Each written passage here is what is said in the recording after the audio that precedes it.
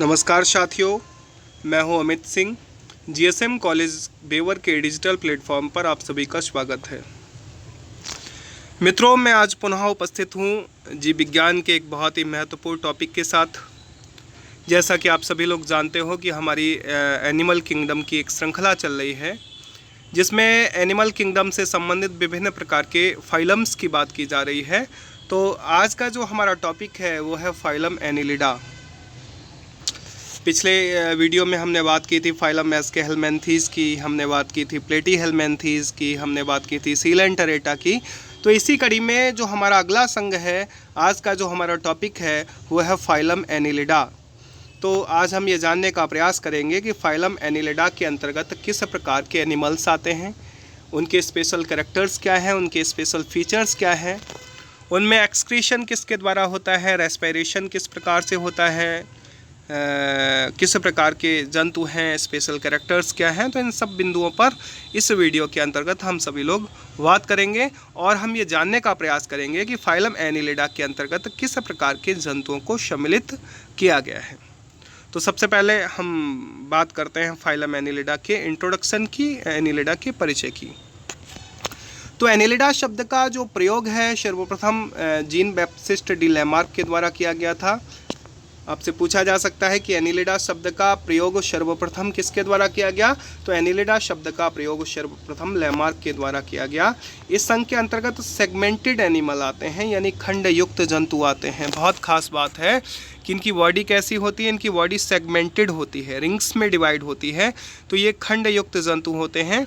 और जो एनिलिडा शब्द है वो दो ग्रीक शब्दों से मिलकर बना है, ग्रीक भाषा के दो शब्दों से मिलकर बना है, जो कि एनुअल्स कहते हैं रिंग्स से, और एडियोस कहते हैं फॉर्म्स से, अर्थात रिंग फॉर्म। रिंग फॉर्म का मतलब है कि छल्लेदार संरचनाएं, जिनका शरीर छल्लेदार सेगमेंट्स में डिवाइड होता है, छल्लेदार संरचनाओं से मिलकर बना होता है, खंड युक्त होता है, सेगमेंटेड बॉडी होती है, वो सभी फाइलम एनिलिडा के अंतर्गत आते हैं। इस संघ के अंतर्गत लगभग 10,000 जातियाँ ज्ञात हैं। इसमें जंतुओं की लगभग 10,000 जातियाँ इसके अंतर्गत आती हैं। और इस संघ के जंतुओं में जो महत्वपूर्ण लक्षण पाए जाते हैं, जो स्पेशल फीचर्स पाए जाते हैं, जो प्रमुख लक्षण पाए जाते हैं, वो उनकी बात हम सभी लोग यहाँ से प्रारंभ करते हैं। तो सबसे पहला जो लक्षण हमें दिखाई दे रहा है स्क्रीन पर, वह है इस संघ में आने वाले जंतुओं का शरीर खंडित, लंबा एवं कृमि के आकार का होता है। तो सबसे पहला खास लक्षण, इस संघ के अंतर्गत जो भी जंतु आते हैं उनका बॉडी कैसा होता है, उनका बॉडी होता है सेगमेंटेड। कैसा होता है? सेगमेंटेड होता है, खंड युक्त होता है, रिंग फॉर्म में होता है। अर्थात शरीर विभिन्न प्रकार के बहुत सारे छल्लों में डिवाइड होते हैं, खंड में बटे हुए होते हैं, और कृमि के आकार का होता है, वर्म शेप्ड होता है। प्रत्येक खंड यानी वलय रिंग जैसा होने के कारण इसे एनिलिडा यानी एनुअल्स माने हमने आपको बताया था रिंग होता है। तो वलय में होने के कारण, कृमि जैसा होने के कारण इन्हें एनिलिडा कहा जाता है। इसके बाद अगले पॉइंट्स की बात करते हैं। तो प्राणियों के विकास क्रम में सीलोम का उदय सर्वप्रथम इन जंतुओं में ही हुआ। देखिए, अभी तक जो हमने जंतु पढ़े थे, जो हमने फाइलम्स पढ़े थे, वो सभी फाइलम्स एसिलोमेट थे।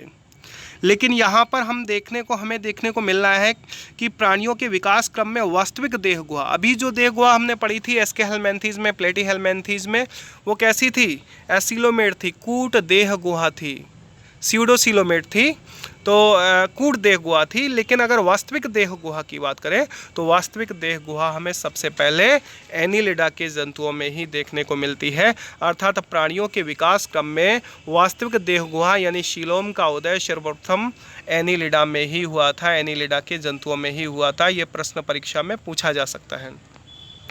ये जंतु साधारणतः स्वतंत्र जीवी होते हैं, यानी फ्री लिविंग होते हैं, स्वतंत्र रूप से जीवन यापन करते हैं। मल्टी सेलुलर होते हैं, यानी बहुकोशिकीय होते हैं, तथा ट्रिप्लोब्लास्टिक यानी त्रिस्तरीय होते हैं। शरीर 3 स्तरों का बना होता है। कितने स्तरों का बना होता है? 3 स्तरों का बना होता है, एंडोडर्म, मेसोडर्म और एक्टोडर्म। ये द्विपार्श्व सम्मित होते हैं, यानी बाइलेटरल सिमेट्रिकल होते हैं। अर्थात इनके शरीर को 2 पार्श्वों में खड़ी काट में बराबर बांटा जा सकता है, तथा शीलोम मुक्त होते हैं, सीलोमेट होते हैं। इनके शरीर में अनेक सेगमेंट होते हैं। मैंने आपको बताया था कि सेगमेंटेड बॉडी इनमें होती है। शरीर में अनेक खंड पाए जाते हैं। इसके बाद अगले पॉइंट की बात करते हैं। इनके बॉडी वॉल में कई परतें होती हैं। इनको जो शरीर की भित्ति होती है उसमें कई परतें होती हैं। बाहर से भीतर की ओर जब हम चलते हैं तो हमें विभिन्न प्रकार की परतें दिखाई देती हैं। सबसे पहले हमें क्यूटिकल, बाह्य त्वचा यानी एपिडर्मिस, वृत्ताकार मांसपेशी यानी सर्कुलर मसल फाइबर, अनुदैर्ध्य पेशी यानी लॉन्गिट्यूडिनल मसल फाइबर तथा भित्ति लग्न आच्छेद यानी पैराइटल लेयर ऑफ कॉलमिक एपिथेलियम। ये इतने प्रकार की हमें जो भीतरी भित्तियां हैं, ये विभिन्न प्रकार की शरीर की भित्ति में, बॉडी वॉल में ये हमें परतें सभी देखने को मिलती हैं। इनमें क्यूटिकल का बहुत पतला स्तर भी पाया जाता है। क्यूटिकल का स्तर भी हमें इनमें देखने के लिए मिलता है। इनके शरीर में छोटे छोटे कांटेनुमा सीटी पाए जाते हैं। सूक या सीटी इन्हें बोलते हैं। ये शरीर में इनके छोटे छोटे कांटेनुमा सूक या सीटी पाए जाते हैं, जिसकी सहायता से ये प्रचलन करते हैं। शरीर की दीवार और आहार नाल के बीच की जगह को सीलोम कहते हैं, जो पेट और सेप्टा द्वारा कई खंडों में डिवाइड रहती है।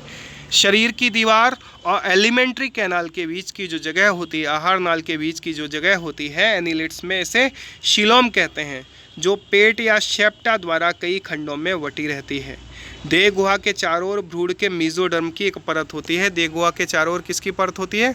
भ्रूण के मेसोडर्म की एक परत होती है। इस संघ के जंतुओं में अंग एवं अंग तंत्र का पूर्ण विकास पाया जाता था। पिछले हमने संघों की बात की तो उनमें अंग एवं अंग तंत्रों का पूर्ण विकास नहीं था। अगर यहाँ से हम बात करेंगे तो एनिलिट्स से अंग एवं अंग तंत्रों का पूर्ण विकास हमें दिखाई देना प्रारंभ हो जाता है, यानी अंग तंत्रों का विकास यहाँ तक विकास क्रम में हो चुका था। इसमें जो आहार नाल होती है वो ट्यूबुलर होती है, पूर्ण नलिकाकार होती है। आहार नाल के विभिन्न भाग स्पष्ट होते हैं।